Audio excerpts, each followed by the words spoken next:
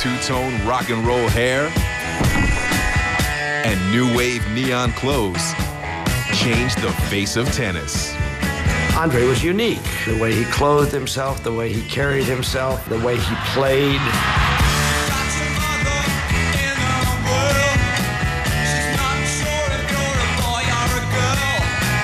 Rebellion is charming.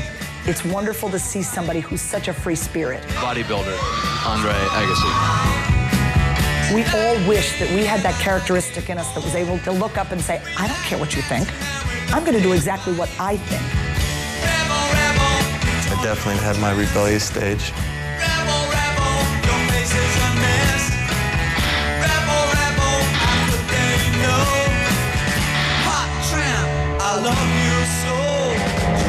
From the moment he stepped onto the tennis court, Andre Agassi's been a walking contradiction. His rock star looks and defiant attitude volleying with his soft-spoken demeanor and analytical mind.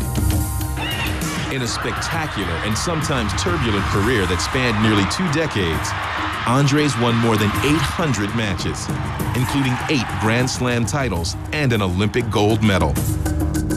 Not to mention some $30 million in career earnings and countless more in endorsements.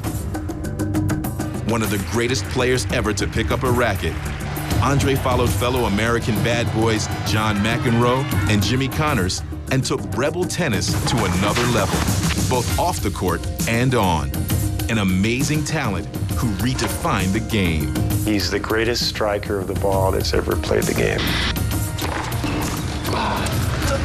Nobody's hit a better forehand or backhand or a cleaner shot than he has. He could punish you, and at each and every point, he would just keep coming after you and just make you run. And because of his ability to take the ball early, he took away your recovery time just because he never let you rest. He puts a lot of pressure on you. Andre plays tennis like a boxer. He tries to take your legs out if he can, and he's very good at it. Even with his Hall of Fame credentials, Andre Agassi might best be remembered as an international superstar whose celebrity transcended tennis.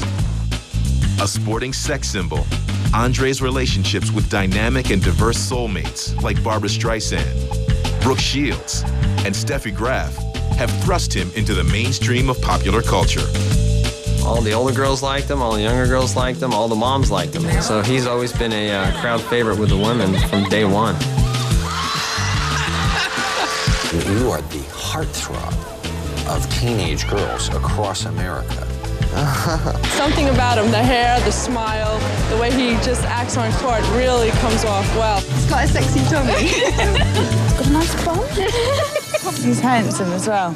Gorgeous! Why did you tear your shirt off? You only got the girls even more excited than they already were. Are these questions for real? He's just got a magic around him. I mean, there's a handful of guys I've been around in 25 years. Andre's got this ability to sort of bring people in.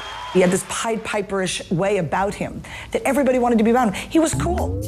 As cool as they come. Andre was a rock star. The king of Las Vegas. You walk into a hotel or a restaurant or a casino, and it's just like people see Elvis. You didn't see anything but hair, actually. I mean, there was nothing else to see.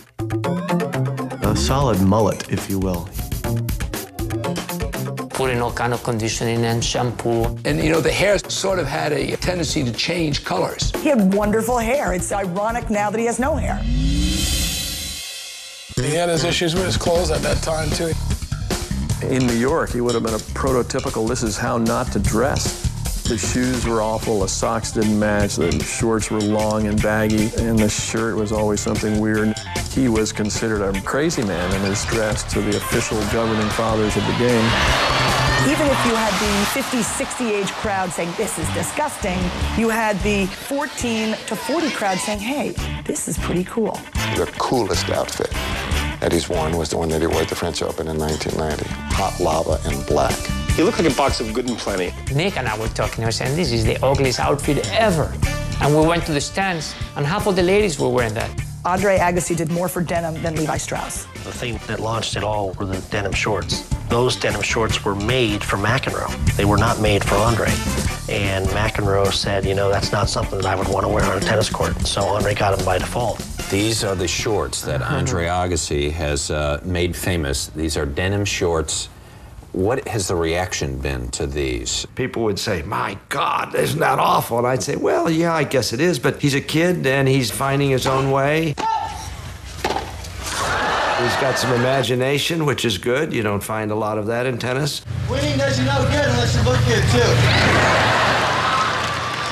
When I got to meet him, I think he surprised me the most because of the picture that was out there in the public. And not knowing him, I just had a different vision of him in general. Whether it was the long hair or whether it was the clothes, I felt like I'm going to communicate that because I'm not going to live on anybody else's terms. I'm going to live on my own. Agassi's flashy, self-absorbed style not only shook up his traditionally conservative sport, it also appealed to Madison Avenue, which made him one of the most marketable athletes in the world. I don't think that anyone was surprised that Andre was getting endorsements. There are a lot of players that never sold a thing. Andre, whatever he put on, he sold it. Andre was a very good-looking kid, and he was a very different-looking kid.